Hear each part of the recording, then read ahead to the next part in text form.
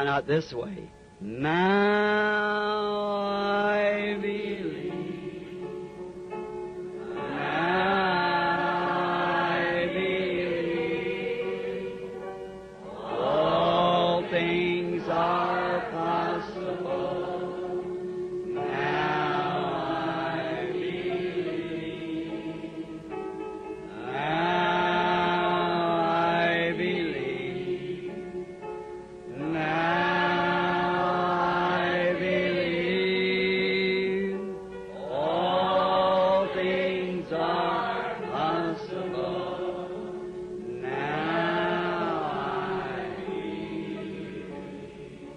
Let's remain standing now at their heads. Restons debout maintenant avec la tête inclinée. Seigneur, que ce ne soit pas qu'un chant, mais que ce soit la profondeur même de notre cœur qui s'écrie. Maintenant, je crois. Les disciples ont dit un jour après que Jésus ait fait tant de puissants miracles, Seigneur, maintenant nous croyons. Jésus a dit, vous croyez maintenant? Ils ont dit, nous croyons que tu sais toutes choses et que tu n'as pas besoin que personne t'enseigne. Alors, Père, ce soir, nous réalisons que tu n'as pas besoin de notre enseignement, mais que c'est nous qui avons besoin du tien. Nous te prions de nous enseigner à prier, comment vivre et comment croire. Accorde-le, Seigneur, dans cette réunion ce soir. S'il nous manque quelque chose, donne-le-nous, Seigneur. Nous le demandons dans le nom de Jésus. Amen.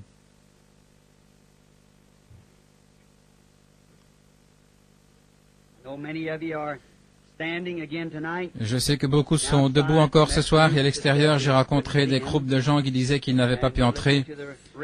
Ils écoutent à la radio, dans leur voiture. Et maintenant, nous allons essayer aussi vite que possible ce soir. En ce dimanche soir, nous consacrons à la prière pour les malades.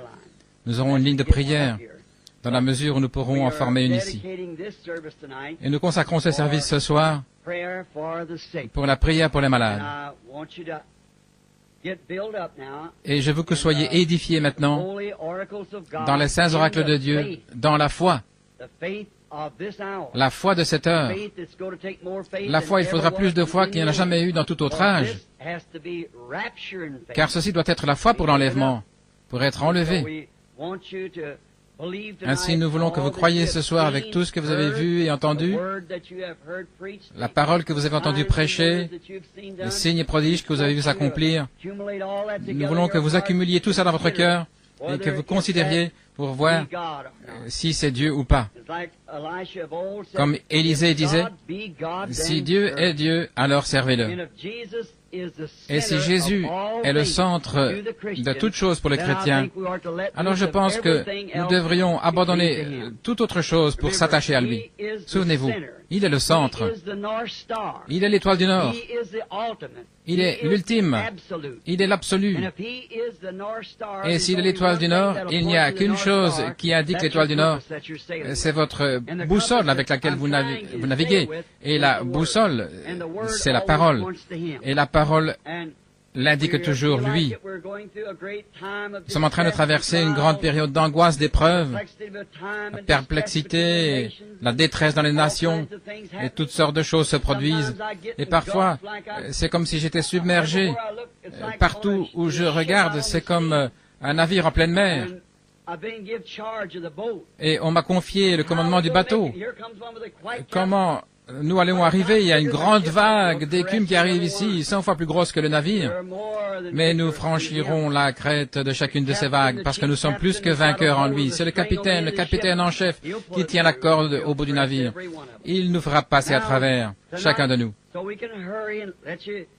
Maintenant, ce soir, pour faire assez vite et que vous laissez partir de bonne heure, nous apprécions tous les longs trajets en voiture et les sacrifices que vous devez faire.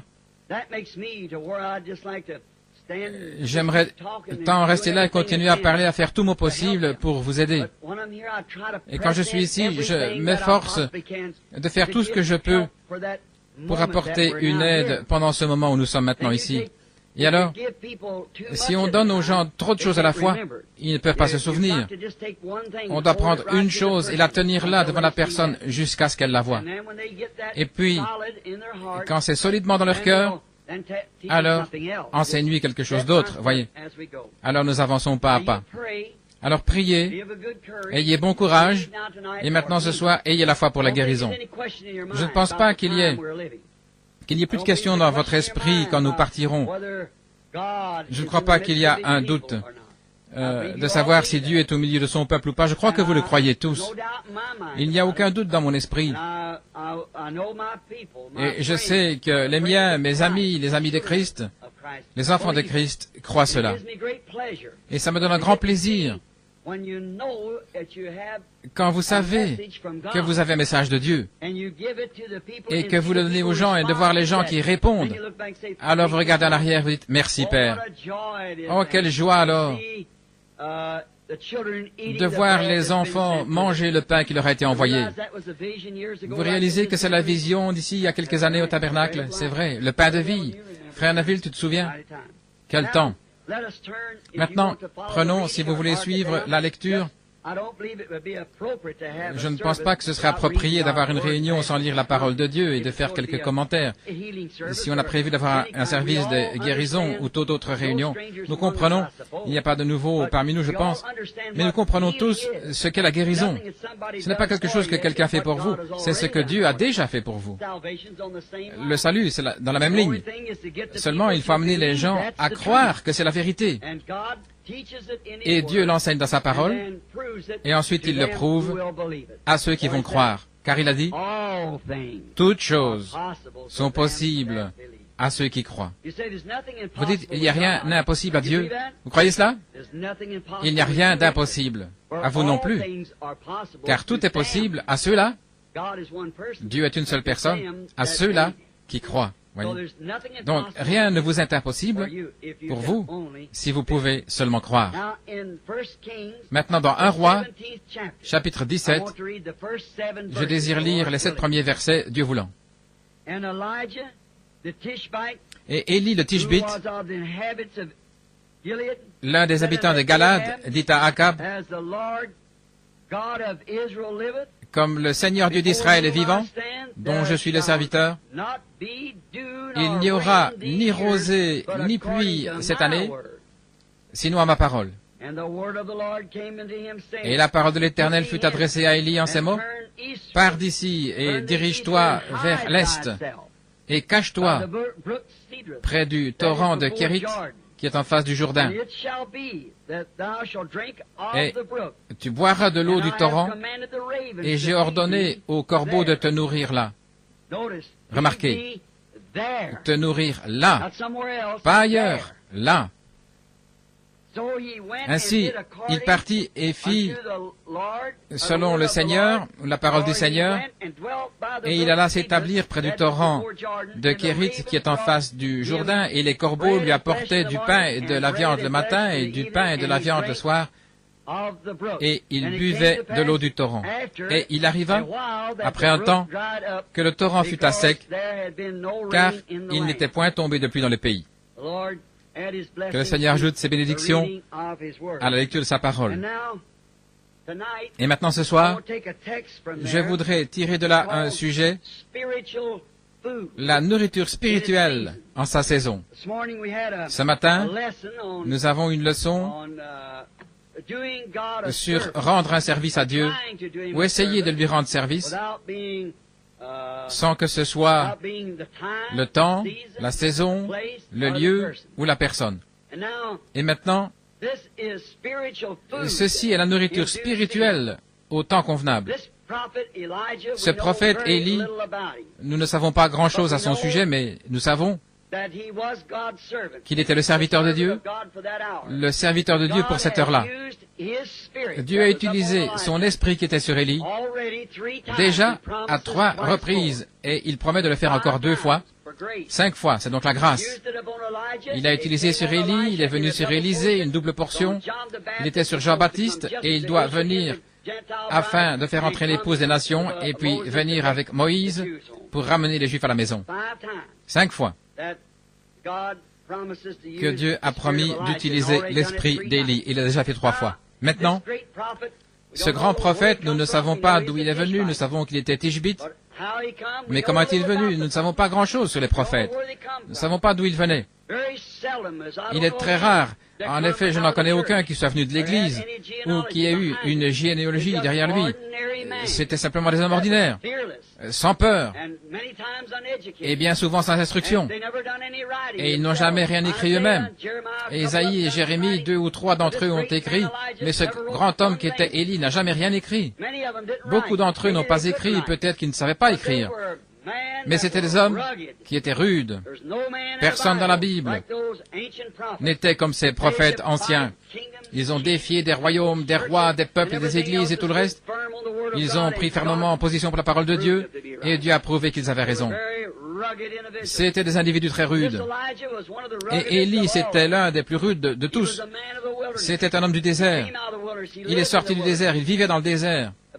La Bible, qu'il était vêtu d'un vêtement de poil, il était enveloppé d'une peau de mouton, et il avait un morceau de cuir, de peau de chameau autour des reins. Le visage couvert de barbe. J'imagine qu'il était un homme d'allure très rude, d'aspect rude. Et ils ne sont pas tous morts. Ils ne sont pas tous morts. À l'époque du concile de Nicée, beaucoup d'entre vous, vous avez lu le concile de Nicée de l'Église primitive.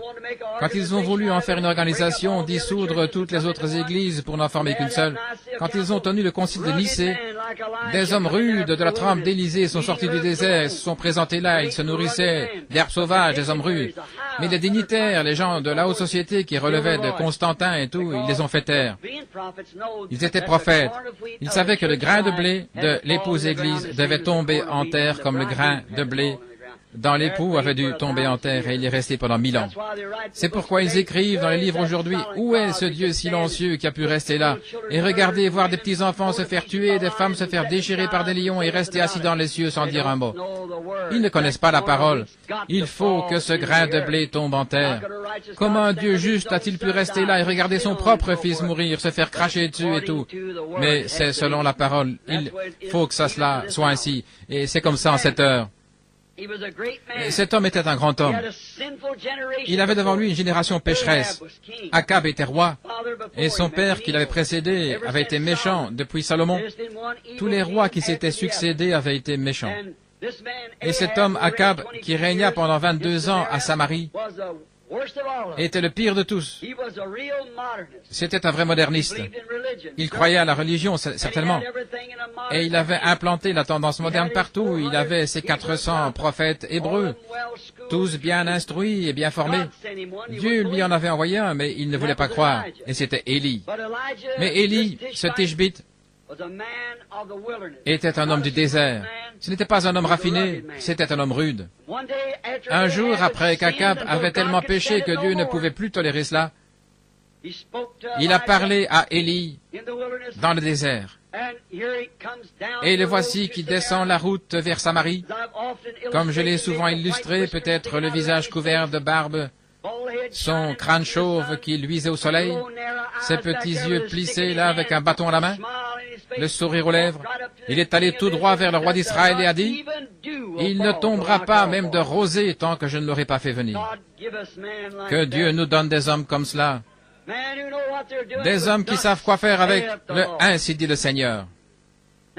Maintenant, nous voyons qu'avant de faire ça, Dieu l'avait appelé, Dieu lui avait parlé, et c'est pourquoi il n'avait peur de rien. Il n'avait pas peur de son message, que ça n'arrive pas, il savait que ça allait arriver. Il savait que c'était selon la parole du Seigneur, et il savait qu'il était le prophète de Dieu pour cette heure-là. C'est pourquoi que le roi lui coupe la tête, qu'il le jette en prison, ou quoi que ce soit, il avait une commission. Ainsi dit le Seigneur, en face du roi. Quel individu rude! Mais avant de faire ça, de prédire cette grande sécheresse, en effet, Dieu ne permettra pas que le péché reste impuni. Il faut qu'il y ait une punition. À quoi sert d'avoir une loi sans punition? À quoi servirait de dire que c'est illégal de griller un feu et qu'il n'y a pas d'amende, s'il n'y a pas d'amende qui est attachée, pas de punition? ce ne serait pas une loi, donc il y a une punition attachée au péché. Et quand Dieu fait une loi, et qu'on défie cette loi, il faut qu'il y ait une punition attachée à cela. Et cette nation avait violé toutes ces lois. Oh, ils avaient l'église en grand, ils avaient le temple, ils avaient beaucoup d'hommes instruits, ils avaient des prophètes partout dans le pays. On les produisait dans les écoles, en série, comme une machine. Il ne manquait pas de prophètes, il y en avait plein, de sacrificateurs, ils avaient plein de scribes, et ils avaient plein de religions. Mais ils étaient loin de la parole de Dieu. Alors Dieu a appelé un homme, hors de leur rang et de tout, et il l'a envoyé avec ainsi dit le Seigneur. Remarquez comment il prend soin des siens. Avant d'envoyer ce prophète avec un message, il a dit, Élie, va dire ces choses au roi Akab. Et quand tu l'auras fait, éloigne-toi vite de lui, car j'ai préparé un lieu où tu iras pendant la sécheresse. Je vais prendre soin de toi, Élie, si seulement tu prêches ma parole et que tu fasses exactement ce que je vais te dire. Maintenant, je vais typifier ce grand ministère ce soir d'Élie et le temps d'Élie avec l'heure dans laquelle nous sommes maintenant. Je crois que c'est un type parfait. Je pense aux nations, si nous avions le temps de retourner en arrière, mais je veux consacrer le temps dans la ligne de prière. Donc, si nous pouvions retourner en arrière et voir Israël, qui s'était emparé de la Palestine, sur la même base que nous sommes emparés des États-Unis. Nous sommes venus aux États-Unis et nous en avons chassé les habitants. C'était les Indiens. Et nous avons pris possession du pays. Et de même, Israël est entré en Palestine sous la conduite de Josué, sous la direction de Dieu, et on a chassé les occupants et s'est emparé du pays. Et leurs premiers rois étaient des hommes vaillants, David, Salomon, de grands hommes. Nos premiers présidents étaient de grands hommes, Washington, Lincoln, et ainsi de suite. Puis les présidents ou les rois se sont corrompus de plus en plus, et on a fini par se retrouver avec celui-là, Akab. Le type même, très typique pour notre jour. Et les gens étaient devenus tellement modernes qu'ils ne voulaient plus entendre la véritable parole du Seigneur. Et vous pouvez imaginer un peuple moderne comme cela, l'impression que pouvait donner un véritable serviteur de Dieu. Voyons, il était fou, il avait perdu la raison. C'était une chose impossible. Ils étaient religieux, très religieux. Ils avaient des hommes sincères parmi eux, il y avait des gens sincères. Ils étaient très religieux. Il savait qu'il faudrait plus qu'une théologie ordinaire. Il faudrait plus qu'un message ordinaire. Il faudrait plus que prêcher la parole pour ouvrir leur cœur de pierre. Il faudrait ainsi dire le Seigneur pour faire descendre le jugement sur ce peuple-là. Donc il savait que quand il irait avec le ainsi dit le Seigneur, et c'était le ainsi dit le Seigneur, de rejeter cela, c'était le jugement. Et nous voyons ça en notre jour. Nous le voyons dans tous les jours. Il ne reste plus rien que le jugement lorsque vous franchissez la ligne de la miséricorde. Donc ce type-là que je vais utiliser, Élie, pour représenter l'Église aujourd'hui, ou l'Église d'aujourd'hui, juste avant le jugement, il a reçu ce message. Élie, il représentait, dans le plan naturel, on a pris soin de lui, sa nourriture naturelle, parce qu'il n'allait pas pleuvoir, selon la parole du Seigneur pendant 3 ans et 6 mois, tant qu'Élie ne la ferait pas venir. Au moment où tu jugeras bon de prononcer la chose, Élie, c'est ce qui arrivera. C'est pourquoi il s'est avancé vers le roi en disant, il n'y aura pas de rosée jusqu'à ce que je l'appelle. C'est toute une charge, n'est-ce pas? C'est un message. Et maintenant, nous allons typifier cela avec la sécheresse spirituelle d'aujourd'hui. Nous savons tous, nous sommes très conscients qu'il y a une grande sécheresse spirituelle dans le pays aujourd'hui, dans le domaine spirituel. Et vous savez que cela a été prédit par les prophètes juste avant la deuxième venue de Christ, qu'il y aura une grande famine dans le pays, et que ce ne sera pas la disette de pain, mais d'entendre la parole de Dieu. En ce jour-là, c'est maintenant, d'entendre la vraie parole de Dieu. Donc cela typifie la sécheresse naturelle et la sécheresse spirituelle. Le péché d'incrédulité à cause des faux docteurs et des modernistes dans l'Église avait amené sur ce lieu le jugement qui allait venir. Ils s'étaient détournés de la parole de Dieu et de son prophète pour se tourner vers une terminologie théologique moderne. C'est à ce moment-là que Dieu suscite toujours quelque chose. Toujours, il ne fait rien sans l'avoir d'abord révélé aux gens, et il le révèle toujours par ses serviteurs. Mais Élie, pendant cette période-là, avait un lieu secret que Dieu avait ordonné pour lui où il devait aller. Et c'est ce que nous voulons voir maintenant avant la ligne de prière. Élie avait un lieu secret qui lui avait été donné par Dieu lui-même. Mais ce n'est pas l'Église qui lui a fourni cela. Ce n'est pas le roi qui lui a... Il ne s'était pas fourni lui-même ce lieu-là, mais c'est Dieu qui avait fourni un lieu secret pour Élie où il serait nourri pendant tout le temps de la sécheresse, où sa nourriture lui serait fournie jour après jour. Il n'avait pas besoin de demander ce qui allait arriver le lendemain, ni à se demander si la réserve allait s'épuiser. Dieu avait dit, « J'ai commandé aux corbeaux et ils vont te nourrir. » Quelle chose merveilleuse! Un type de notre lieu secret en Christ. Alors que le Conseil mondial et tout ce qui accourt aujourd'hui, ils disent, les jours des miracles sont passés, les grandes puissances de Dieu ont été retirées de l'Église, il semble que ce n'est plus qu'un airain qui résonne et une cymbale qui retentit. Nous savons que c'est la vérité. Une forme de piété en reniant ce qui en fait la force. Exactement la même chose que ce que David avait fait avec les chars à bœufs. Il s'est éloigné de la parole. Quand la parole leur avait été présentée et transmise, ils n'en avaient pas voulu. Par conséquent, ils s'en étaient éloignés. C'est ce que ces gens avaient fait au temps d'Élie. Ils s'étaient éloignés de la parole. Ils pensaient qu'ils avaient la parole. Mais ils ne l'avaient pas. Ainsi remarquez. Pour cette période où il allait punir l'incroyant, il a fait un chemin pour le croyant. La même chose chaque fois. À l'époque où il allait détruire le monde par l'eau, il a fait un chemin d'échappatoire pour Noé. Au jour où il allait noyer l'Égypte, il a fait un chemin d'échappatoire pour son peuple, à travers la mer. Comment Dieu pourvoit à un chemin. Là où il n'y a pas de chemin, il est le chemin. Il est ce chemin. Maintenant, nous réalisons que nous faisons face à l'une des heures les plus formidables que l'histoire ait jamais connues. Ce n'est pas les guerres nucléaires avec tous ces missiles que nous devons redouter, de quoi nous devrions avoir peur, mais c'est de l'Église. C'est l'heure dans laquelle nous vivons que nous devrions observer. Maintenant, remarquez. Mais Dieu avait fait un chemin pour Élie pour échapper, et il a fait un chemin pour ses enfants qui croient pour échapper maintenant, échapper à la colère et à ces choses qui doivent venir. Dieu ne serait pas juste de juger ces gens et d'envoyer la punition et de faire sombrer Sodome et Gomorrhe et d'envoyer Capernaum au milieu de la mer et de condamner ces générations-là et Sodome et Gomorrhe et puis nous laisser faire la même chose et s'en tirer comme ça. Le jugement nous est assuré tout autant que le jugement pour eux. Nous remarquons, quand ces choses sont apparues, la tendance moderne de ce jour-là, Dieu a suscité un homme pour combattre ces forces-là, mais les gens ont refusé d'écouter. Ils pensaient qu'il était fou, qu'il avait perdu la tête, que ce n'était qu'un vieux fanatique sorti du désert. Mais il avait la parole du Seigneur. La parole n'est pas sérieuse dans cette déclaration, c'est ce qu'ils disent aujourd'hui. Eh bien, la Bible, c'est un livre d'histoire. Je pense que vous avez vu cela.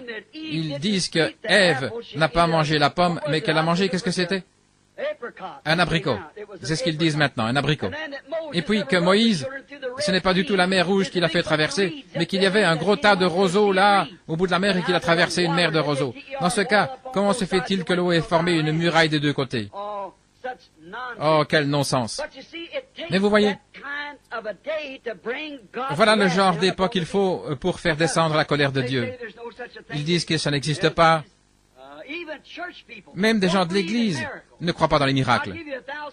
Je vous donnerai $1000. Ils ont dit, faites-moi voir un miracle, faites-moi voir un miracle. Eh bien, ils ne verraient même pas, même si 10 000 choses étaient produites devant leurs yeux. Ils ne le verront jamais.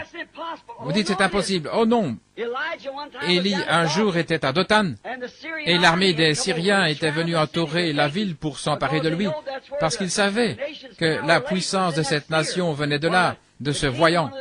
Le roi, un des hommes, a dit au roi de Syrie, « Tu sais, Élie, le prophète, le Tishbite, il rapporte au roi d'Israël les propos que tu tiens dans ta chambre secrète.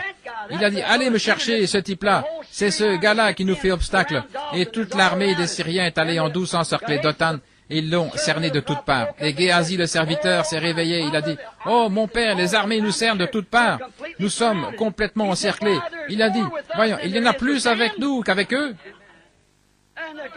Et Géasi a regardé. Il a dit, « Je ne vois personne. » Il a dit, « Seigneur Dieu, ouvre les yeux de ce garçon. » Et ses yeux se sont ouverts. Et toutes les collines étaient pleines d'anges et de chariots installés tout autour, les forces invisibles. Élie s'est avancé, là, sans hésitation, et la Bible dit, il les a frappés d'aveuglement. Il s'est avancé vers eux, ils étaient aveuglés. Il ne voyait pas que c'était lui, il s'est avancé, et il a dit, cherchez-vous Élie? Il dit, oui, nous le cherchons. Il a dit, venez, je vais vous dire où il est. Et il les a conduits directement dans un guet-apens, à l'endroit précis où les armées étaient sorties. Donc la Bible dit, il les a frappés d'aveuglement. Ça règle la question. Et aujourd'hui, les gens sont tellement aveugles aujourd'hui. Le Seigneur a beau descendre au milieu d'eux, accomplir n'importe quoi, accomplir les choses qu'il a promises, et ils ne le voient toujours pas. Ils sont aveugles spirituellement. Ils ne connaissent pas Dieu. Ils ne connaissent pas sa grande puissance. Maintenant, nous remarquons qu'au jour d'Élie, ils ont fait cela, et c'est la même chose aujourd'hui. Dieu les frappe d'aveuglement.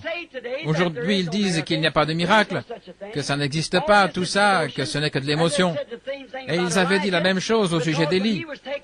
Quand il a été enlevé et qu'Élisée l'a remplacé, un jeune homme qui était devenu chauve alors qu'il était encore jeune, les enfants couraient derrière lui en disant « Vieux chauve, pourquoi ne-tu pas monter avec Élie ?» Voyez-vous, ils n'y croyaient pas.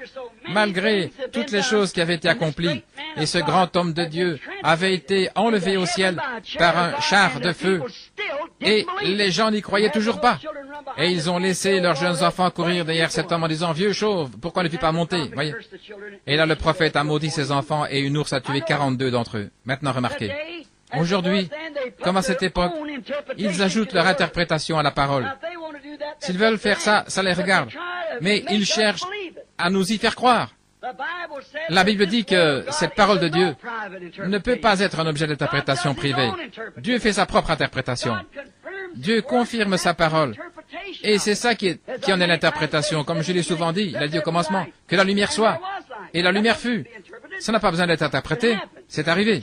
Il a dit qu'une vierge concevrait et elle l'a fait. Il a dit qu'il répandrait son esprit et il l'a fait. Et il a dit, dans les derniers jours, qu'il ferait certaines choses. Et il les fait. Ça n'a pas besoin d'interprétation. Dieu fait sa propre interprétation. Peu importe ce que les hommes insensés disent, ça n'arrête pas Dieu.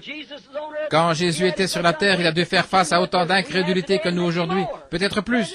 Mais ça ne l'a pas arrêté. Il a continué quand même à accomplir et à faire son devoir, et Dieu confirmait tout ce qu'il faisait. Il a dit, je ne suis pas seul. Mon Père et moi, nous sommes un, il demeure en moi. Ce n'est pas moi qui fais les œuvres, c'est le Père qui demeure en moi. Si je ne fais pas ces œuvres, alors ne me croyez pas. Mais si je fais ces œuvres, quand même vous ne me croyez pas, croyez aux œuvres. Sondez les Écritures, a-t-il dit, parce qu'en elles, vous pensez avoir la vie éternelle, en connaissant les Écritures. Et ce sont les Écritures elles-mêmes qui rendent témoignage de moi. Amen, quelle déclaration. Ce sont elles les Écritures qui vous déclarent qui je suis, a dit Jésus. Et ce sont les Écritures qui vous déclarent à quelle heure nous vivons. Et ces choses que vous voyez s'accomplir, c'est Dieu lui-même au milieu de son peuple. Il n'y a que Dieu qui puisse ressusciter les morts. Il n'y a que Dieu qui puisse faire les choses qu'il fait en ce moment. La Bible dit, il est le même hier, aujourd'hui, éternellement. Nous voyons cette tendance moderne.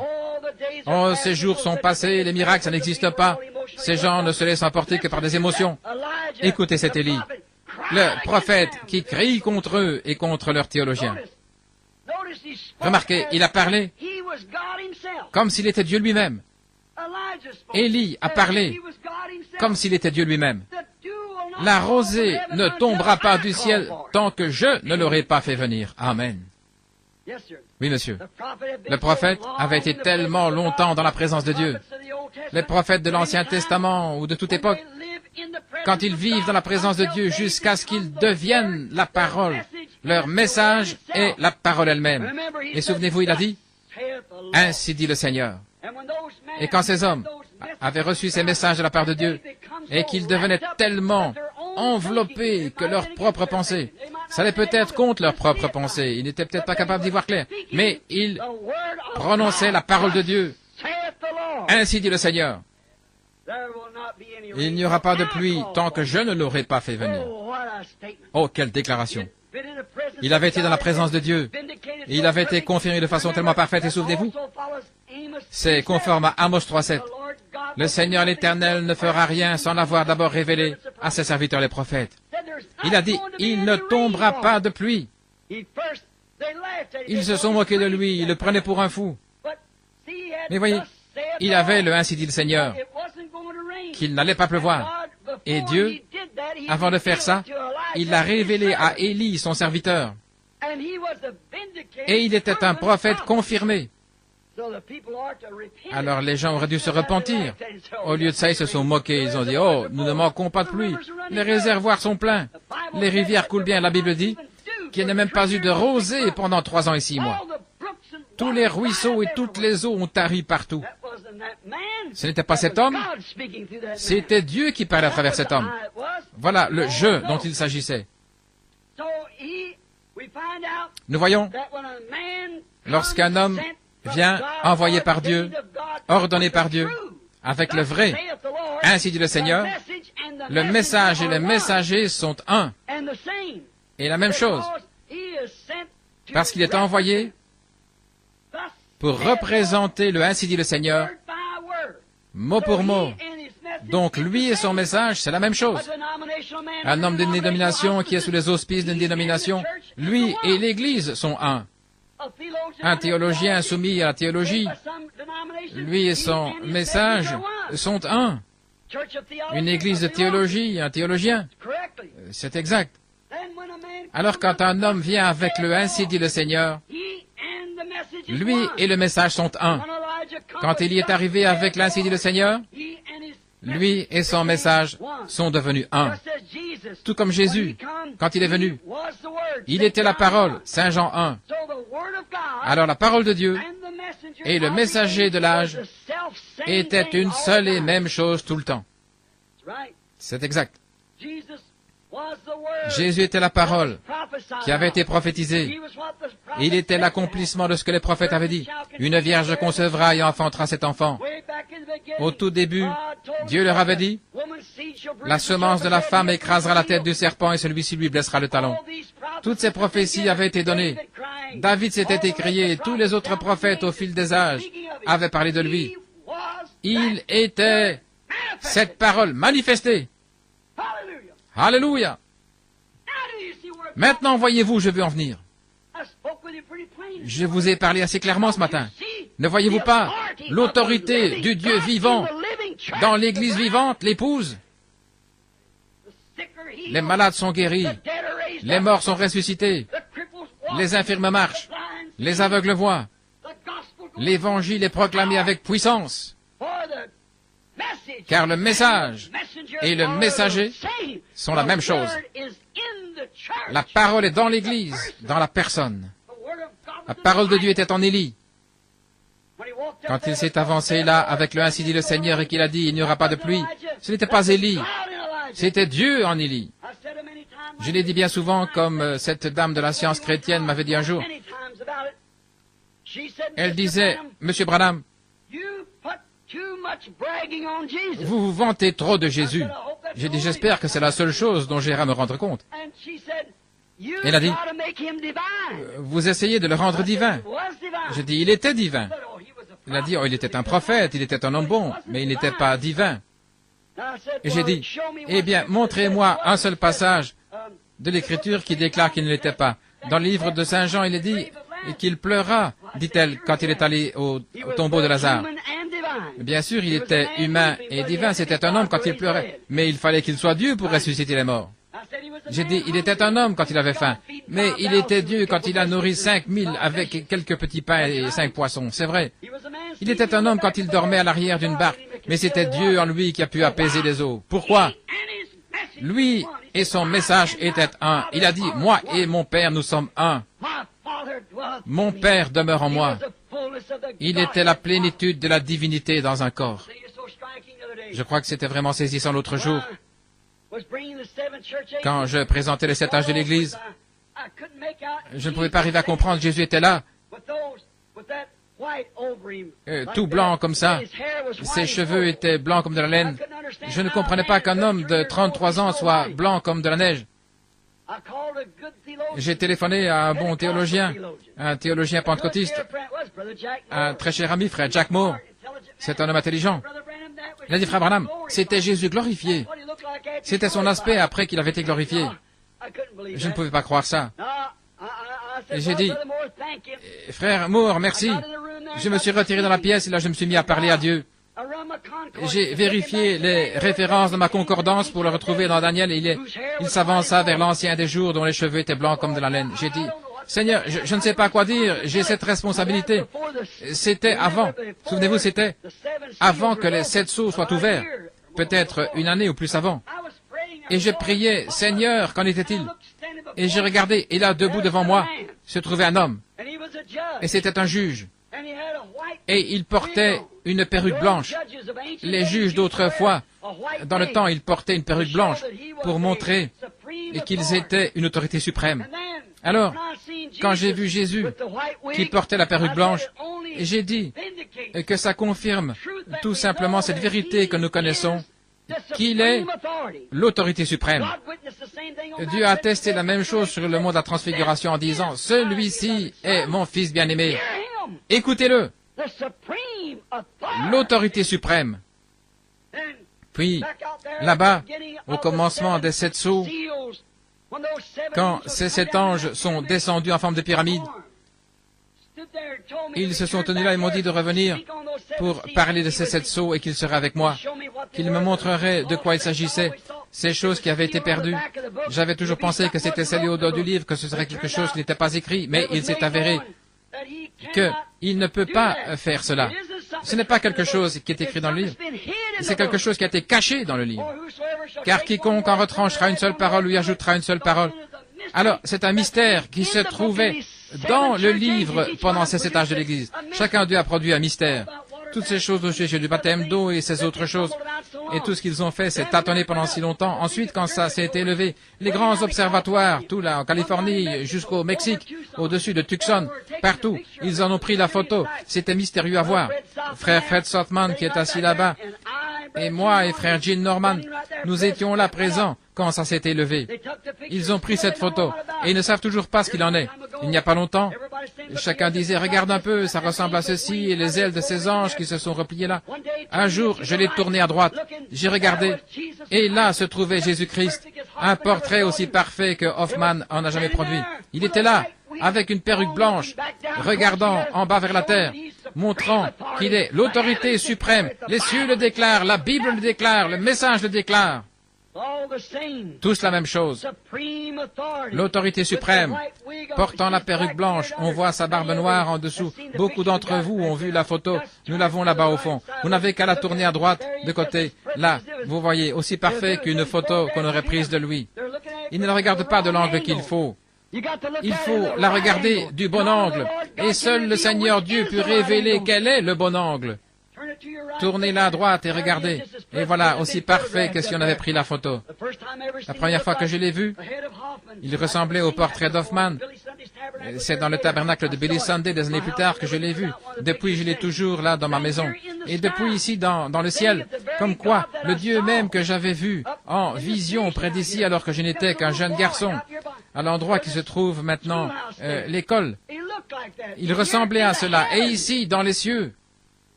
33 ans plus tard, ceux-ci déclarent que c'est la vérité. C'est bien ça qu'il ressemble. Non pas quelque chose de mystique, la conception personnelle de quelqu'un, comme au Vatican, ils ont là un portrait de Christ avec un petit collier de barbe blanche et un collier de barbe d'environ un demi-pouce qui forme un cercle autour du menton, ils appellent cela le Christ.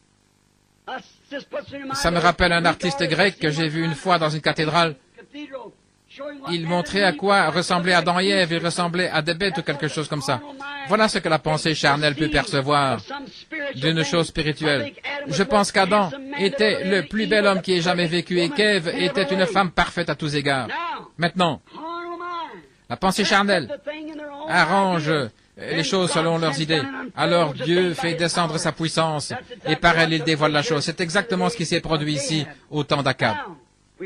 Nous voyons qu'Élie pouvait dire cela parce que le message de l'heure et la parole de Dieu, le messager, le message et la parole, c'était exactement la même chose. Le prophète, la parole, le message. Messager, message, c'était la même chose. Jésus a dit, si je ne fais pas les œuvres qui ont été écrites à mon sujet, alors ne me croyez pas. C'est bien.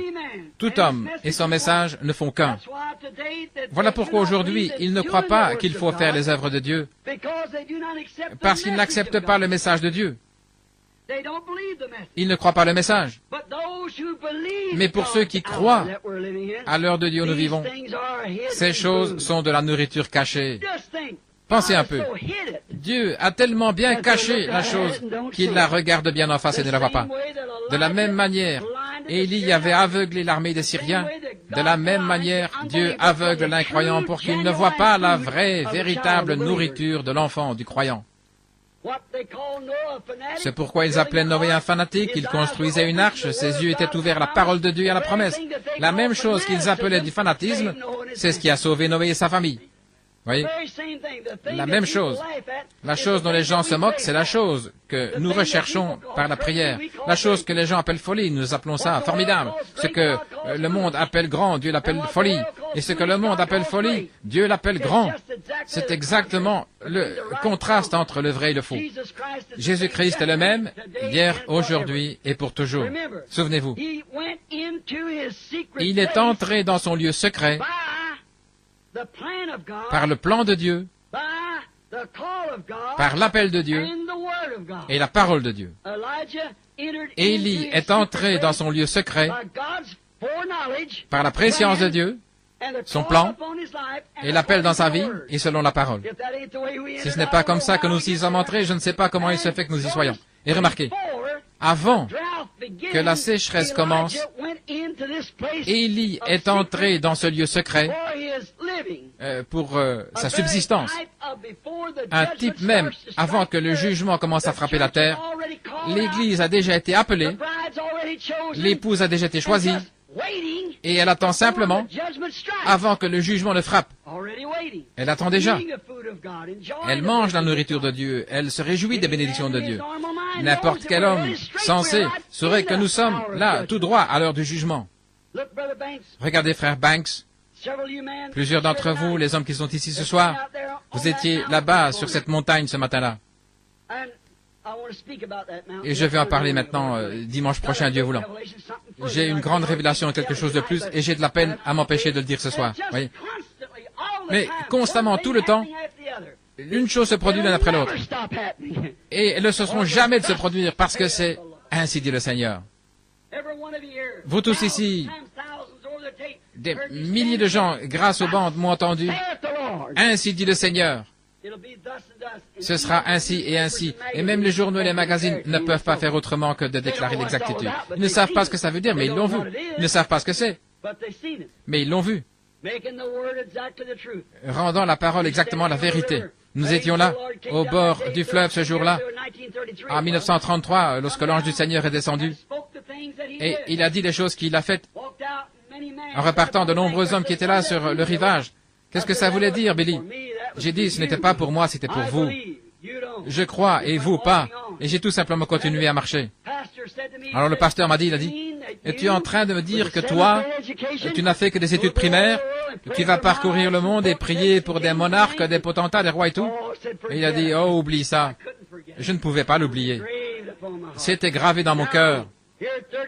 Et voici que 33 ans plus tard, tout ce qu'il avait dit est arrivé parfaitement. Il est Dieu et il ne peut pas échouer. Il tient toujours sa parole. N'en doutez jamais. Maintenant, remarquez.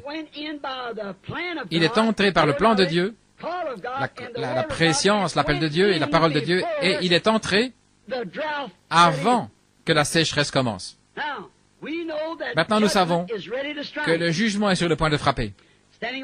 Sur la colline, ce jour-là, avec frère Bankswood ici, nous montions la colline. Peut-être vais-je le raconter de nouveau.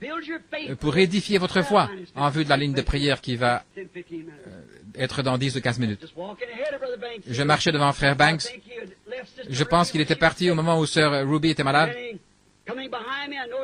Et j'ai remarqué qu'il avait le visage rouge. J'ai regardé en arrière. Je me suis dit qu'il avait peut-être de la peine à gravir cette colline.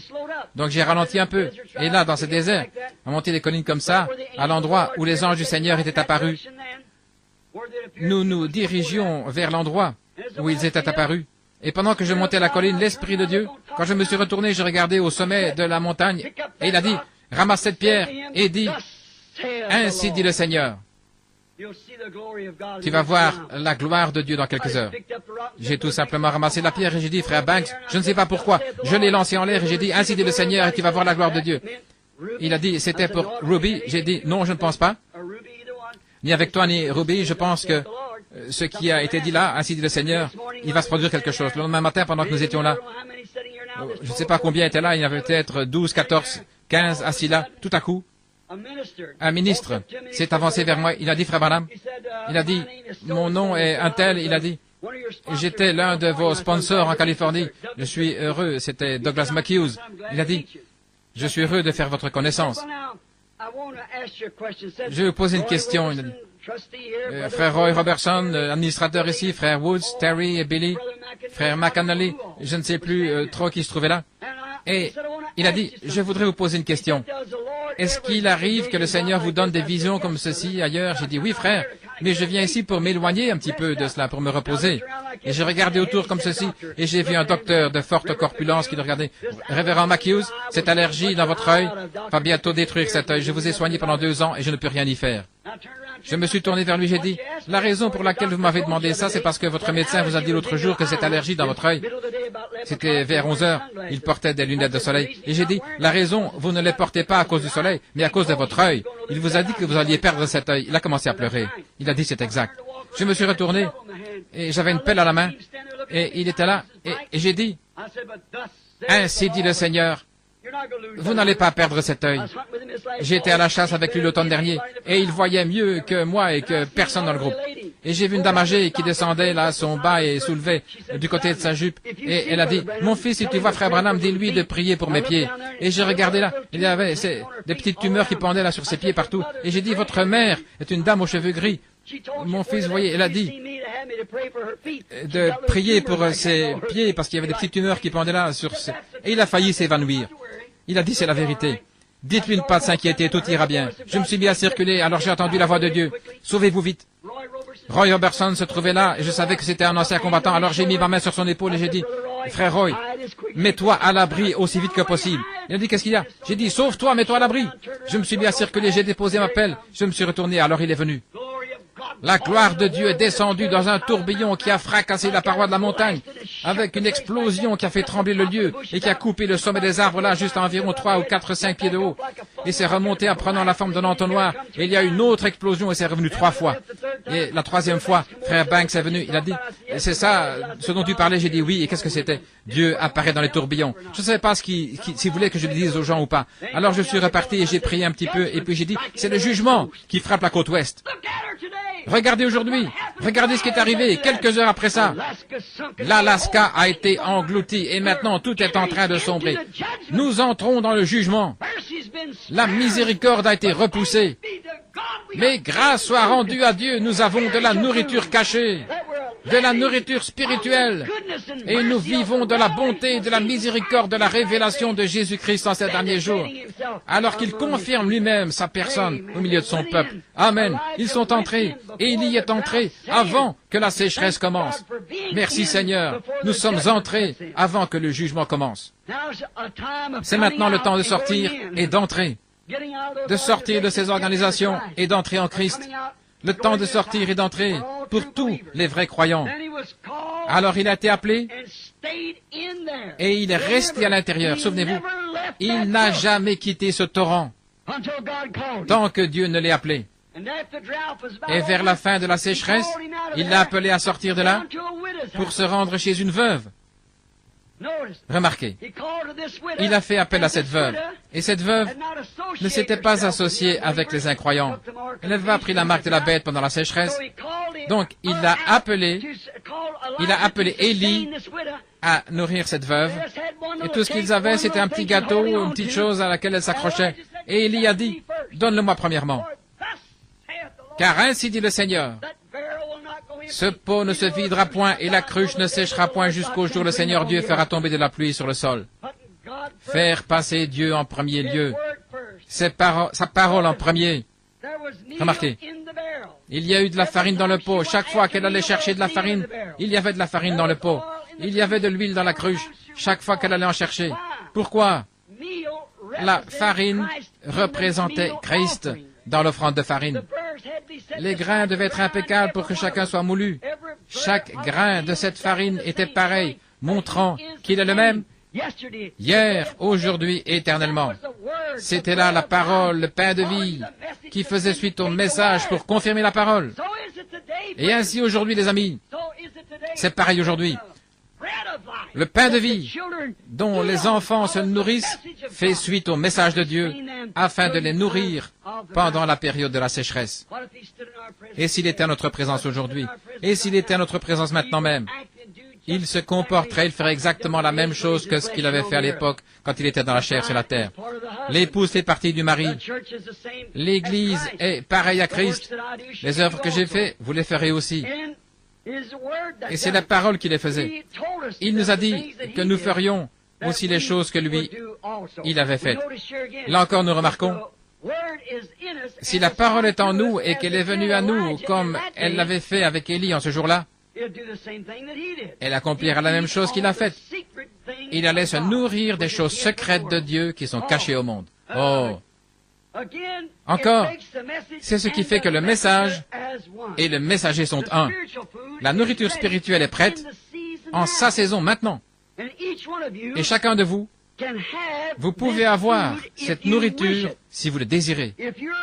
Si vous êtes disposé à vous envoler loin de l'incrédulité de cette heure, si vous êtes prêt à entrer en Christ, à entrer dans sa promesse, et souvenez-vous de ses promesses dans Malachie 4, Luc 17, 30, et aussi dans Saint Jean 14, 12, et combien d'autres passages, Joël 2, 38, et tout ce qu'il ferait, ou 2, 28 plutôt, ce qu'il ferait dans ces derniers jours. Et comment le prophète a dit qu'il y aurait de la lumière dans ces derniers jours. Comment cela agirait, ce que ça ferait, toutes les Écritures qui annonçaient ces derniers jours. Et c'est Christ. Si vous pouvez vous cacher dans cela, dans ce lieu secret, vous pourrez manger et voir la bonté et la miséricorde de Dieu. Si vous êtes malade, il y a la guérison. Et souvenez-vous quand Élisée plus tard avait fait descendre, après cette offrande de farine qu'il avait eue, Christ, et dont il avait nourri la famille de cette veuve. Remarquez, plus tard, quand il a fait descendre le feu des cieux et qu'il a prouvé qu'il avait été envoyé par Dieu, l'esprit du prophète. Remarquez, dans le désert, quand il était couché sous le genêt, un ange est descendu avec ce même genre de farine et il a fait cuire des gâteaux et il en a nourri. Et un peu plus tard, il l'a de nouveau fait dormir et puis il l'a réveillé et il y avait encore des gâteaux de farine cuits qui l'attendaient là. Et avec la force que lui donnèrent ces gâteaux, il marcha 40 jours. Gloire à Dieu. Il est le même hier, aujourd'hui, éternellement. Oh, combien nous l'aimons. La nourriture spirituelle en sa saison. Il n'est pas bien de prendre le pain des enfants et de le donner aux chiens. N'est-ce pas ce que Jésus a dit à la syrophénicienne? Il avait été envoyé vers les siens. C'est vrai. Et voilà vers qui il est venu. Il n'est jamais allé vers les gens des nations. Et maintenant, aujourd'hui, il visite les gens des nations. En leur temps. Et il n'est pas bien. Vous dites, comment se fait-il que le message ne va pas là-bas dans ces lieux grandioses, ces grandes croisades, dans les dénominations? Ce n'est pas leur nourriture. Ce n'est pas la nourriture de la soi-disant Église, c'est la nourriture de l'épouse. C'est la nourriture spirituelle en saison. Ça les rendrait malades à l'estomac, c'est trop riche pour eux. Oui. On ne peut pas le faire. Par contre, pour les enfants, c'est le pain, c'est la vie, c'est Jésus-Christ, le même, hier, aujourd'hui et éternellement. Il va se faire trop tard si nous ne commençons pas la ligne de prière, ainsi courbons la tête. Cher Dieu, la nourriture en sa saison, la nourriture spirituelle, quelque chose dont le monde ne sait rien, d'entendre notre Seigneur dire ce soir-là, en ce jour-là, à Samarie, le lieu même où Élisée s'était avancé et avait dit, « Eh bien, il ne tombera pas de rosée tant que je ne l'aurai appelé. » Voici ce que Jésus a dit à ses disciples. Il disait, « Maître, pourquoi ne manges-tu pas ?» Il a dit, « J'ai une nourriture que vous ne connaissez pas. » Vraiment, Seigneur, sa nourriture était de faire la volonté de Dieu, de voir les œuvres de Dieu manifestées en son heure. Il était là pour veiller à ce que cela soit fait. Je ne fais rien sans que mon Père me l'ait montré d'abord. Ce que le Père me montre, je le fais. Et Père, c'est pareil aujourd'hui. L'Église, le vrai croyant, le corps des croyants, a accès à la nourriture spirituelle dont ceux des dénominations ne connaissent rien. Le monde ne sait rien de cette nourriture, Père. Mais ton Église, ton peuple, l'épouse de ton Fils, elle l'aime. Nous avons accès à la guérison de notre corps quand les médecins ont échoué. Nous y avons accès. C'est l'une des nourritures de Dieu qu'il nous a données, qu'il a donné à son Église. Il a promis dans les derniers jours à ses enfants qui croient. Père, aide-nous à être des enfants qui croient, car tout est possible aux croyants. Accorde-le, cher Dieu. Nous le demandons dans le nom de Jésus. Amen. Je crois que Billy m'a dit qu'ils ont distribué des cartes de prière. Si quelqu'un veut me dire quelle est la lettre, c'est sur la carte de prière. C, très bien. Prenons C, C1, pour commencer la ligne de prière. Je vais essayer, je ne sais pas si nous pouvons le faire ou pas. Sinon, nous pouvons simplement appeler les gens dans l'auditoire. Vous resterez tranquillement assis, ça m'est égal. Peu importe. Je compte, je dépends entièrement du Saint-Esprit. Je dépends de lui pour qu'il défende cette parole que j'ai prêchée. Frère George Wright, j'y crois. Quand j'étais encore jeune, j'allais chez toi il y a bien des années et j'écoutais ces oiseaux là dans les arbres et je crois toujours le même message. Nous sommes ici pour la ligne de prière maintenant. Très bien. La carte C1, 2, 3, 4, 5. Approchez-vous un premier. Si vous ne pouviez vous lever, levez simplement la main pour que quelqu'un vienne vous aider. Carte de prière C1, 2, 3, 4, 5. Maintenant, remarquez, vous qui n'avez pas de carte de prière, ça fait très longtemps que je n'ai pas eu de ligne de prière depuis très longtemps. Combien se souviennent de ma commission? Au moment où nous avons construit le tabernacle, il a dit, fais l'œuvre d'un évangéliste. Il n'a pas dit que j'étais un évangéliste, il a dit, fais l'œuvre d'un évangéliste. Car l'heure viendra où il y aura un changement. Et cette heure arrive. Très bien. On ne peut pas mélanger 2 ou 3 ministères ensemble. Pasteur, évangélisé en même temps. On ne peut pas être un prophète et peut-être un pasteur en même temps. Parce qu'on a des fonctions différentes, un ministère différent. Par contre, le Seigneur m'a fait part de ce que je devais faire dans mon message. Il a dit, fais l'œuvre d'un évangéliste, remplis bien ton ministère, car l'heure viendra où ils ne supporteront pas la saine doctrine. Et c'est bien ce qui arrive aujourd'hui. Toutes les églises dénominationnelles m'ont rejeté. Elles ne supportaient pas la saine doctrine. Mais au gré de leur propre désir, ils mettront en place leur propre docteur. Ils se tourneront vers des fables. Et ils feront des grandes choses, des exploits, comme Jeannès et Jambres qui s'opposèrent à Moïse. Mais leur folie sera manifestée. Très bien. Des imitations. Vous voyez comment Jambres et Dieu dans le ciel le sait, ça se trouve juste là, et c'est écrit dans la pierre angulaire, le tabernacle depuis 1933. Regardez comment ils ont fait. Des imitations. Et il a dit, laisse-les tranquilles, leur folie sera manifeste, de la même manière que Jeannès et Jambres. Nous en sommes en ce jour-là. J'ai vu l'église au moment où nous n'étions qu'à la pose de la pierre angulaire. Des gens penchés sur les rebords des fenêtres et partout, là, le long des murs du tabernacle. Et les gens ont dit, à cette occasion, les gens de la ville ici ont dit, dans moins de 6 mois, nous n'avions qu'un dollar et 80 cents pour construire un tabernacle. Bien des garagistes avaient déjà décidé que ça allait devenir un garage. Mais c'est encore une bergerie pour les brebis de Dieu. 1, 2, 3, 5, 6, 7, 8, 9, 10. C'est très bien. Maintenant, moi, l'Éternel, j'ai planté, je l'arroserai jour et nuit, de peur que quelqu'un ne la ravisse de ma main. Regardez, les critiques. Aucune dénomination n'y a donné appui. Aucune église comme celle-là, ni pentecôtiste, ni rien d'autre, n'a apporté son soutien. Tous s'opposaient au baptême d'eau, tous contre ces autres choses. Jusqu'à ma propre famille, mon propre papa qui m'a mis à la porte. J'ai mis mes vêtements dans un petit sac là et je suis parti habiter à New Albany. Dans mes épreuves et mes labeurs, suffisante est sa grâce. Je peux toujours compter sur sa faveur. C'est la grâce qui m'a amené jusqu'ici. Et c'est la grâce qui va me garder le long du chemin. Quand j'aurai été là depuis 10 000 ans, brillant comme les étoiles. Oh, combien j'aime Jésus. Il est tout pour moi. Je m'étais arrêté à 10. Est-ce que nous pouvons en prendre plus? 15. Très bien. C'est 10 à 15. Où que vous soyez, si vous pouvez vous lever et entrer dans la ligne. Très bien. C'est 15 à 20, alors. Ça ferait encore 10 personnes de plus. Vous voyez jusqu'où va la ligne? Nous ne voulons pas qu'il soit trop serré. Très bien.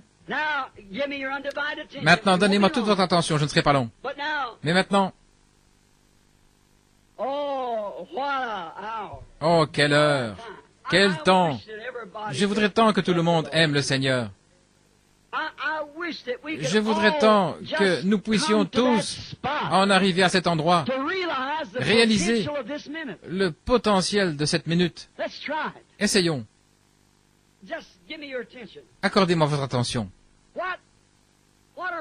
Qu'est-ce que nous essayons de faire? Nous plaçons la parole de Dieu dans un test. Élie a fait la même chose.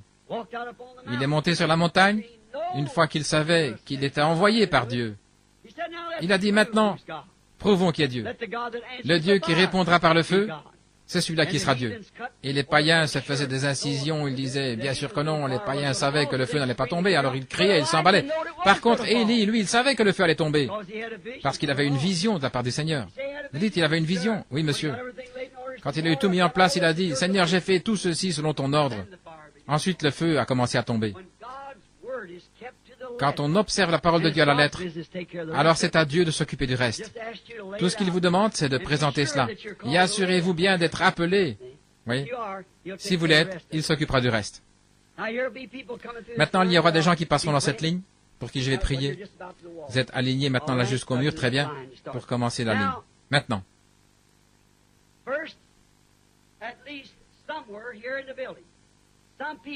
Certaines personnes dans le bâtiment, combien ici sont malades et n'ont pas de carte de prière, levez la main. Maintenant, vous savez que si notre Seigneur, et je crois qu'il le fera, s'il est le même hier, aujourd'hui, éternellement, il a fait des lignes de prière. Les gens venaient à lui dans de grandes files, des gens, des foules, il les touchait, il les bénissait. Puis, à un moment donné, il s'est arrêté, il a dit, qui m'a touché? Il a regardé, il y avait une femme. Et il a dit que sa perte de sang s'était arrêtée, sa foi l'avait guéri. Qu'est-ce qui se serait passé si elle s'était retournée et a dit, « Eh bien, je ne sais pas, Seigneur, ça fait longtemps que j'ai ça, ça ne serait pas arrivé. » Non. Qu'est-ce qui se serait passé si elle avait dit à la syrophénicienne, « À cause de cette parole que tu as prononcée, ta fille, le démon est sorti d'elle. » Et si elle avait dit, « Eh bien, Seigneur, j'aurais voulu que tu le fasses ainsi, le démon serait resté dans cette fille. » Mais elle s'attendait à trouver son enfant comme il avait dit qu'elle la trouverait. Il nous a dit, si tu peux croire, si tu peux dire à cette montagne, ôte-toi de là, sans douter dans ton cœur, mais en croyant que ce que tu as dit arrivera, cela te sera accordé. Quand vous priez, croyez que vous l'avez reçu, et cela vous sera donné. Quelle promesse! Maintenant, l'homme qui prêche en évangile social ne croit pas du tout à cela. Il s'approcherait de la porte, il regarderait, il dirait, eh bien, ce n'est qu'une bande d'exaltés, et puis il s'en irait. Oui. Mais il ne sait pas que ceci est la nourriture cachée. Il ne sait pas que ceci est la chose secrète qui lui a été cachée. Il ne le sait pas. C'est pitoyable. Être nu, misérable et aveugle, sans le savoir. C'est une mauvaise chose, ça, oui. Oh, Dieu ne permet jamais que je devienne comme ça. J'aimerais mieux mourir. Je préférerais mourir plutôt que de faire ça, oui. Et je pense que c'est la même chose pour nous tous. Maintenant, Dieu nous a promis ces choses dans les derniers jours. Dans Malachie 4, il a dit que Jésus-Christ descendrait et se présenterait dans une chair humaine, comme il l'a fait à Sodome. C'est vrai. Et il a dit que le monde serait dans un état sodomite. Il a dit, il en sera de même. Le Fils de l'homme se révélera en ce jour-là. Voyez-vous, cet homme qui était descendu sous la forme d'un homme, c'était Elohim, près d'Abraham, avant la venue de ce Fils promis. Regardez ce qu'il en était. Abraham a dit que c'était Dieu. Et la Bible dit que 3 hommes sont venus à lui. Ils avaient de la poussière sur les vêtements, ils avaient voyagé, ils se sont assis, ils ont mangé. Et Jésus a dit, juste au moment où le monde se retrouverait dans un état sodomite, c'est alors que le Fils de l'homme se révélerait de nouveau. Pas le Fils de Dieu, mais le Fils de l'homme. Oui, qu'il se révélerait.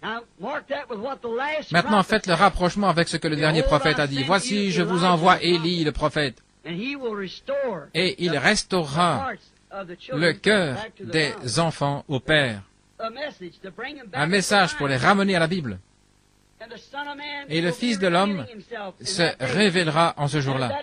Et en ce jour-là, où sonnerait le dernier âge de l'Église, le 7e ange, les mystères de Dieu devraient être connus en ce jour-là. Les 7 sceaux seraient rompus. Les mystères de toutes ces églises et de toutes ces choses, ce qui est arrivé. Oui, ils ne savent pas. Jésus a dit, pharisiens aveugles. Il a dit, si un aveugle conduit un aveugle, ne vont-ils pas tous les deux tomber dans un fossé?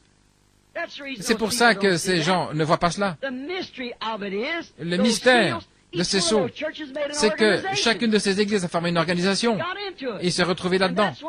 Et voilà une des choses secrètes qui étaient mauvaises aux yeux de Dieu. Tu vois ça, Dr. Lee? C'est la chose juste là. C'est là un des secrets. Ils sont devenus une organisation. Et ils étaient complètement en dehors de la volonté de Dieu. Cette chose sera dévoilée dans les derniers jours. Et les gens seront conduits, non pas à un credo ou à une dénomination, mais ils seront ramenés à la vraie parole. Et la vraie parole sera adressée à un certain groupe de gens. Et le Fils de l'homme se révélera au milieu d'eux. Le même hier, aujourd'hui, éternellement. Oh là là. Oh, j'aime ça. Oh, j'aime me vanter de lui.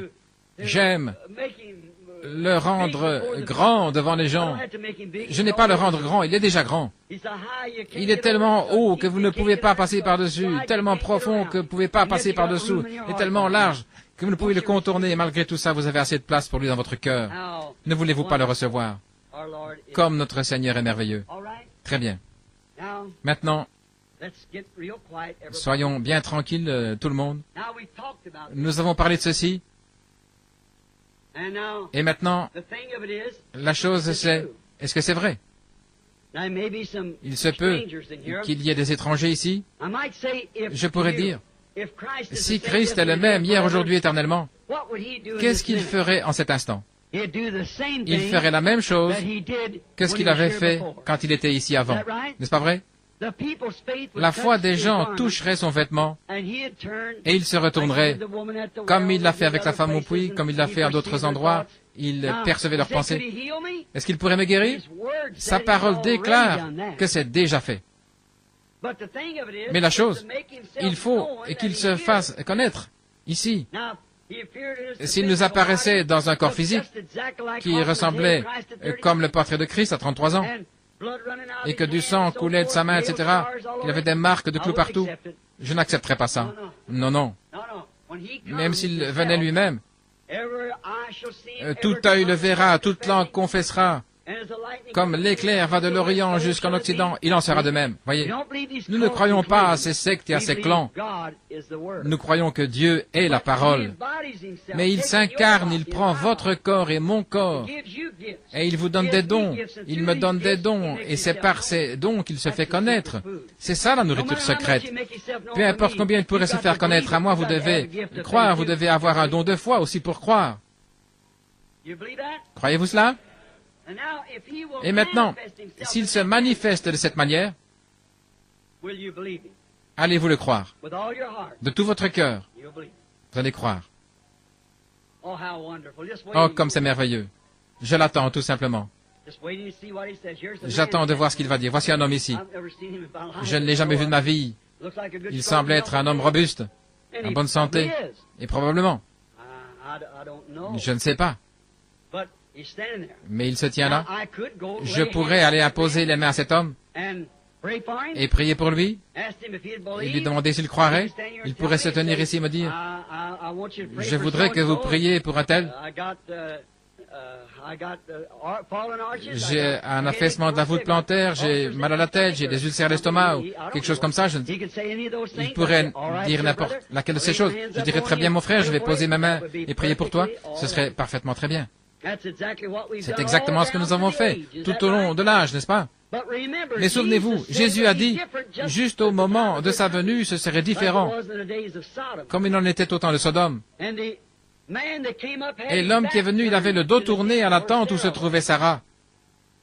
Et il a dit, pas Abraham maintenant, Abraham. Voyez-vous, le jour avant, il était Abraham. Mais une vision s'était présentée devant lui et le Seigneur lui avait dit, je vais changer ton nom. Et voici que le Seigneur lui-même, sous la forme d'un homme, est en train de manger et de boire avec lui. Et il a dit, Abraham, où est ta femme Sarah, S-A-R-A-H, au lieu de Sarai? Elle est dans la tente derrière toi. Je vais te visiter, selon la promesse que j'étais faite il y a 25 ans. Et Sarah a ri en elle-même. Et il a dit, Sarah vient de rire dans la tente en disant, comment cela peut-il se faire? Y a-t-il quelque chose de trop difficile pour le Seigneur? Non, monsieur.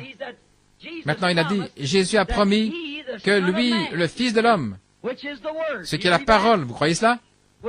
Viendrait dans les derniers jours et qu'il se révélerait au moment où le monde serait comme Sodome et Gomorrhe. Vous croyez que c'est vrai? Avant d'avoir une seule prière, certains d'entre vous dans l'auditoire, priez, voyez si le Fils de l'homme est toujours le même hier, aujourd'hui, éternellement. Demandez simplement s'il l'est. Dites, Seigneur, cet homme ne me connaît pas.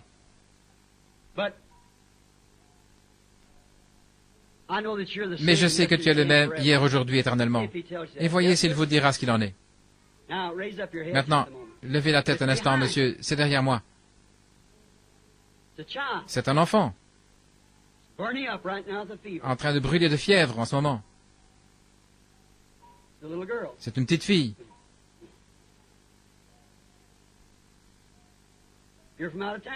Vous êtes de l'extérieur de la ville. Cet enfant a un problème d'estomac. Elle en avait. Croyez simplement. Maintenant, c'est ce qu'il a dit qu'il ferait? Je n'ai jamais vu cette personne de ma vie.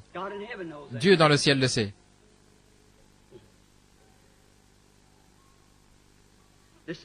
Cet homme ici, il a l'air très robuste, en bonne santé. Voyez-vous cette ombre au-dessus de lui? Ça veut dire, à moins que Dieu ne lui vienne en aide, il ne sera plus là très longtemps. Il a un cancer. C'est dans votre poumon. Maintenant, le Fils de l'homme est ici. Il a un fardeau sur son cœur pour un petit garçon, un petit enfant, n'est-ce pas vrai? Si vous croyez que Dieu peut me dire ce qui ne va pas avec cet enfant, oui, il le peut. Il a des petites pertes de connaissance, comme une forme d'épilepsie. Il vient d'en avoir une tout récemment. Ce matin, oui, c'est exact, ce matin. Vous croyez que vous allez rester en vie pour élever ces garçons et que tout ira bien? Oui, où est Charlie Cox? Où est-il? Charlie, où es-tu? Je pensais qu'il était ici. Par ici? Charlie? Gary, où es-tu? Larry? Est-ce qu'il est ici? Son petit garçon avait la même chose. Exactement la même chose. Où es-tu, Larry? Viens ici une minute. Voilà. Ce petit garçon avait la même chose. Son père et sa mère sont de très bons amis à moi. Il y a des années, j'étais là et ce petit garçon avait des crises. Il perdait connaissance, il n'avait plus connaissance. C'était l'épilepsie. J'ai discerné ça sur le petit garçon. Et j'ai demandé à Dieu de le guérir. Et il n'en a pas eu une seule crise depuis. Voilà son père et sa mère assis ici quelque part. Et voici le petit garçon lui-même. Maintenant, est-ce que vous croyez, monsieur? Vous croyez? Puisse le Dieu du ciel vous accorder la même chose, vous donner de vivre pour élever cet enfant. Que Dieu vous bénisse. Prions, cher Dieu. Viens lui en aide. Je prie que ta miséricorde et ta grâce soient sur lui et que tu te le bénisses au nom de Jésus. Retournez maintenant en Louisiane dans la joie et donnez gloire à Dieu pour lui.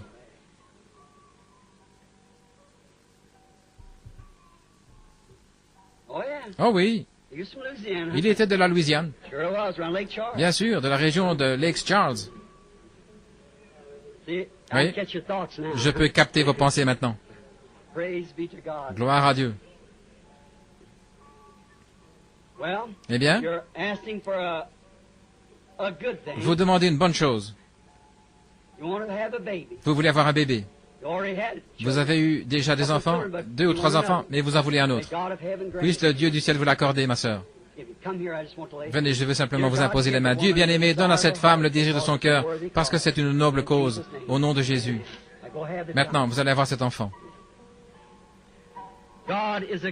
Dieu est un bon Dieu. Vous croyez cela?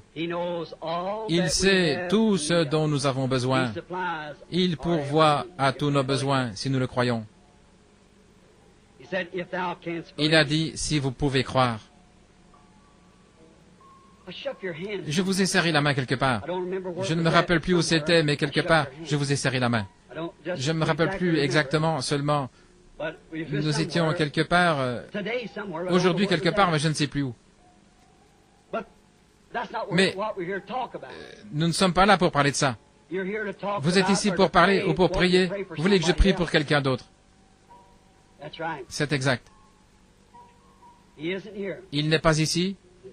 Il est en Géorgie, malade. Il n'est pas seulement malade physiquement, mais spirituellement, votre cousin. Vous croyez que Dieu va s'occuper parce que vous êtes tenu là pour lui? Vous croyez? Alors prions ensemble. Dieu bien-aimé, accorde à cet homme ce que son cœur désire, afin qu'il reparte et trouve cet homme en train de pousser des cris vers Dieu. C'est au nom de Jésus que je le demande. Amen.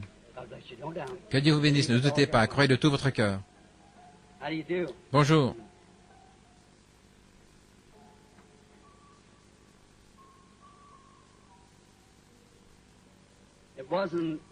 Ce n'était pas que je n'ai pas avancé la main pour vous serrer la main au moment où vous m'avez tendu la vôtre, c'est que je remarquais quelque chose. C'était une ombre, très sombre et noire. C'est la raison, je sais, que vous avez pris la main.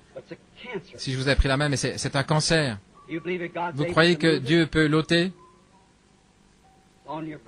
Il est sur votre poitrine du côté gauche.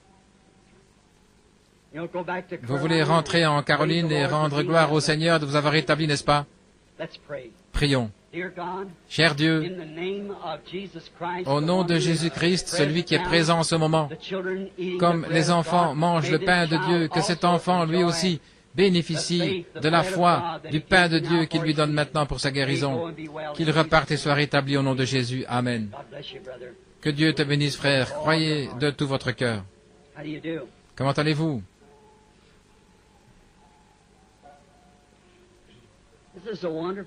C'est un temps merveilleux, n'est-ce pas? C'est comme si les gens étaient saisis d'un grand sentiment de révérence. C'est comme si quelque chose soufflait comme ça à mes oreilles. C'est le pain des enfants. C'est à vous. C'est pour vous. Ce n'est pas pour moi, c'est pour vous. Je suis très reconnaissant de ce qu'en ce moment, je suis en bonne santé, à ma connaissance. Mais c'est du pain pour moi aussi quand j'en ai besoin. C'est du pain pour vous. C'est un encouragement.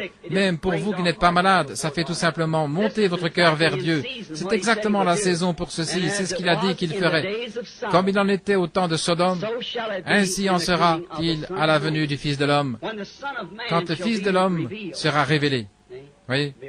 Voici, je vous envoie Élie le prophète, avant le jour de l'Éternel grand et redoutable. Il ramènera le cœur des gens au Père. Et alors les justes fouleront les méchants. Leurs cendres, ils brûleront comme une fournaise. Oui. Nous voyons, elle va s'effondrer là, il y aura des éruptions volcaniques partout sur la terre, et les cieux seront, ô rocher des âges, sois miséricordieux envers moi maintenant. Comment allez-vous? Eh bien, vous avez un problème féminin? Un problème gynécologique? Autre chose, vous êtes nerveuse, précisément à l'âge où on devient plus nerveux, des complications de toutes sortes. Mais aussi, vous avez un désir, c'est de recevoir le Saint-Esprit. Vous croyez? Est-ce que vous avez tout confessé? Croyez-vous que si je vous impose les mains et que je demande à Dieu de le faire, le Saint-Esprit viendra? Vous le croyez? Prions. Cher Dieu, j'impose les mains à cette femme selon la manière apostolique et je demande qu'elle reçoive le baptême du Saint-Esprit. Au nom de Jésus-Christ, puisse-t-elle le recevoir. Ne doutez pas, ça vous appartient. C'est à vous. C'est le pain des enfants. Vous vous êtes senti tout drôle quand j'ai dit un problème féminin, n'est-ce pas? C'est ce que vous aviez. Croyez-vous que tout ira bien maintenant? Alors partez en remerciant le Seigneur. Comment allez-vous? Est-ce que vous croyez de tout votre cœur? Vous croyez que vous allez pouvoir manger comme vous le faisiez il y a longtemps? Alors repartez en disant, merci Seigneur, je le crois. La présence du Seigneur. Vous croyez que ce mal de dos va partir et que vous allez vous rétablir? Eh bien, repartez en disant simplement, merci Seigneur, et Dieu l'accordera. Vous croyez que vous pourrez vous rétablir, que le Seigneur va vous rétablir, que vous n'aurez plus d'arthrite, que vous allez vous rétablir et être en bonne santé? Alors remerciez-le en disant, Seigneur, je l'accepte de tout mon cœur, je le crois. Vous, dans l'auditoire, est-ce que vous croyez? Vous, juste ici, posez votre main sur cette femme assise juste à côté de vous là. Dites-lui que les varices et l'arthrite vont partir. Que Dieu vous bénisse. Vous croyez que vous allez vous rétablir maintenant? Rentrez chez vous et soyez rétablis. Que Dieu vous bénisse. Comment allez-vous? Vous croyez que ce problème féminin va vous quitter aussi? Alors dites merci Seigneur. Comment allez-vous? Oh là là, la sœur dit qu'elle s'est déchirée un cartilage. Lorsque j'étais pasteur de l'église baptiste là, à Totten, sœur Dell à Totten, vous souffrez de maux de dos maintenant. Tout ira bien. Vous croyez qu'il va vous guérir? Oui. Vous vous souvenez là ce qui est arrivé à l'église de Milltown il y a des années? Il est toujours le même Dieu aujourd'hui. Que Dieu vous bénisse, ma sœur. Oh là là. Croyez-vous que cette onction-là va venir sur vous et que vous serez guéris? Dans le nom de Jésus, puisse-t-elle être guérie. Ayez foi. Eh bien, est-ce que vous croyez tous de tout votre cœur? Maintenant. Oh, comme ça réveille de vieux souvenirs de voir cette dame. Son nom m'échappe, mais... Totten. Oh oui, sa fille. C'était Birdie, c'est exact. C'est tout à fait exact. N'allez pas penser que je divague. C'est juste que je suis un peu, vous savez, je ne peux pas l'expliquer. Mais votre mal de dos est parti, madame. Repartez et louez le Seigneur. Croyez-vous que votre maladie de cœur, ça va s'arranger aussi? Repartez simplement en croyant. Ayez foi maintenant, ne doutez pas. Venez, madame. Vous croyez de tout votre cœur? Vous avez beaucoup de choses qui ne vont pas. Vous avez aussi mal au dos. Vous croyez que Dieu va vous rétablir? Très bien, repartez simplement en vous réjouissant. C'est lui qui fait que vous vous sentez comme ça. Remerciez le Seigneur. Salut, fiston, est-ce que tu crois que Dieu va guérir la nervosité de cet enfant et le rétablir? Cher Dieu, délivre ce petit garçon de cette vilaine chose, et puisse-t-il vivre et être normal, au nom de Jésus. Que Dieu vous bénisse, frère. Vous le croyez, n'est-ce pas? Ça va s'arranger, ne doutez pas. Vous êtes bien jeune pour être cardiaque. Vous croyez que Dieu va vous rétablir? Dites « Merci Seigneur de m'avoir guéri ». Croyez-vous que Dieu va guérir ces problèmes d'estomac? Alors réjouissez-vous. Il est encore Dieu, n'est-ce pas? Tout ce que vous devez croire, tout ce que vous devez faire, c'est croire tout simplement. N'est-ce pas vrai? Est-ce que vous croyez au Fils de l'homme dans les derniers jours? Il s'est passé quelque chose ici, il y a quelques minutes, et je n'arrive pas. Je cherche à voir où c'était. Quelqu'un a eu la foi et a fait quelque chose. Peut-être que je les retrouverai dimanche prochain. Voilà à nouveau. Vous avez la main levée. Est-ce que vous croyez que Dieu peut guérir cette maladie de cœur? Vous guérir votre fille là-bas qui... Vous le croyez? Madame Neff, vous croyez que... Léo Neff, je ne vous connais pas, mais c'est bien votre nom. Vous souffrez du cœur et votre petite fille a des problèmes à ses reins. Vous croyez qu'elle va se rétablir? Votre foi vous guérit. Croyez de tout votre cœur. Vous, là-bas, où il y a le baptistère, vous qui êtes là et qui avez des problèmes d'estomac, Jésus-Christ vous rétablit. Vous croyez? Il est le même hier, aujourd'hui, éternellement. Imposons-nous les mains les uns aux autres maintenant. Oh, pensez à l'heure où nous sommes. Pensez au moment. Pensez-y, nous sommes dans la présence même de Jésus-Christ, le Fils de Dieu. Il a promis qu'il ferait ceci dans les derniers jours. Mes mains sont posées sur ces mouchoirs. Dieu bien-aimé, je te prie de bénir ces mouchoirs pour la guérison du corps de ces gens, par le nom de Jésus-Christ. Maintenant, pendant que vous avez les mains posées les uns sur les autres, pendant que vous... Chacun de vous, vous êtes membre du corps de Christ. Ce même Saint-Esprit qui a promis de révéler les secrets des cœurs et de faire ces choses, il est en vous. Vous êtes une partie de lui et il est une partie de vous. Il a dit ceci. Voici les signes qui accompagneront ceux qui croient, et c'est vous. S'ils imposent les mains aux malades, les malades seront guéris. Maintenant, ne priez pas pour vous-même. Priez pour la personne sur qui vous avez posé votre main, parce qu'elle prie pour vous. Maintenant, prions ensemble, et qu'il n'y ait pas une seule personne faible dans ce bâtiment. Pourquoi faudrait-il attendre plus longtemps, mon cher frère, ma chère sœur? Le voici, le Saint-Esprit, Dieu, ici même, la chose même dont nous avons parlé. Cher Jésus,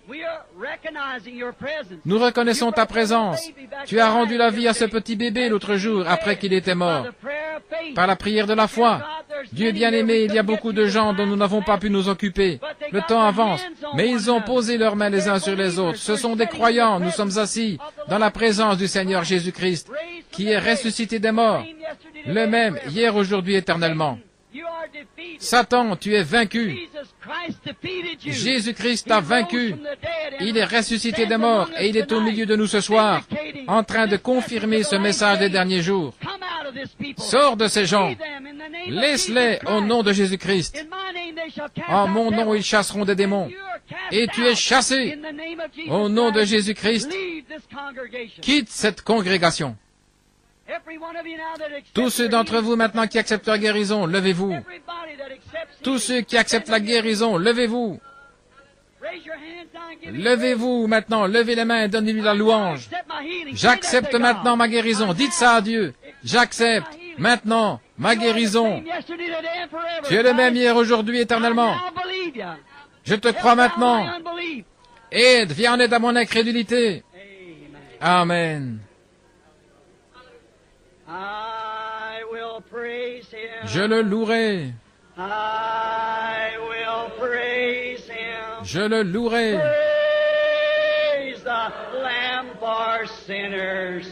Loué soit l'agneau immolé pour les pécheurs.